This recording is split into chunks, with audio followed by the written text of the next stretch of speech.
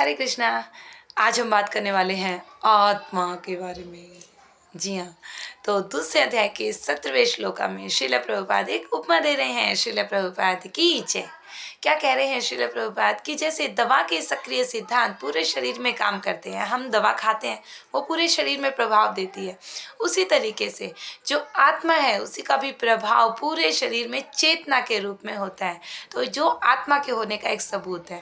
जैसे हम कहते हैं मेरा शरीर है ना, मेरा सर है, मेरी आँख है, मेरी नाक है ना। तो किसका है? जैसे मेरा नाम पूजा है ना। किसका नाम पूजा है? मैं पूजा नहीं हूँ, मेरा नाम पूजा है। तो कुछ टाइम के लिए जो आत्मा को ये शरीर मिलता है तो वो कह रही है कि हाँ, तो वो हमारे शरीर के माध्यम से वो कह रही है मेरा शरीर है ना। तो किसका है? ये आत्मा का है ना। दूसरी बात क्या है कि जैसे जब किसी की मृत्यु हो जाती है तो बोलते हैं ना वो चला गया। कौन चला गया? व्यक्ति तो यहीं पड़ा हुआ है ना। तो कौन चला गया? क्या चला गया? क्या था जो उसमें चला गया? वो आत्मा था जो चला गया। आत्मा था, आत्मा थी नहीं। जैसे हमने ऐसा देखा है सीरियल्स में, एक वाइट साड़ी पहनी हुई एक है ना, वाइट साड़ी पहनी हुई एक आत्मा होती है। तो आत्मा एक्चुअली श्रीमद् भगवद गीता में मैंने इसको पढ़ा, तो आत्मा होती नहीं है, आत्मा होता है। तो वो जो आत्मा था ना वो चला गया। तो इस तरीके से ओके, जैसे कि पुनर्जन्म होता है ना।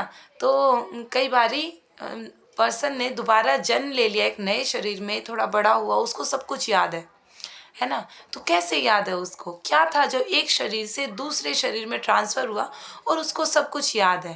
तो एक्चुअली ये बहुत गहन बातें हैं कि एक स्थूल शरीर होता है, एक सूक्ष्म शरीर होता है, कारण शरीर होता है।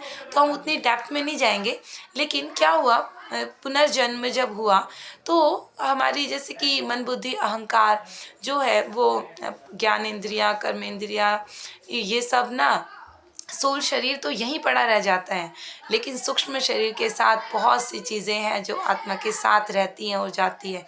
और कभी कभी बाय चांस वो पुनर्जन्म, वैसे तो यातना शरीर जो मिलता है तो वो सारी चीज़ें भोग लेता है, लेकिन कभी कभी वो पुनर्जन्म के बाद भी पर्सन को याद रहती है और वो उस वक्त भी उससे दुखी हो जाता है।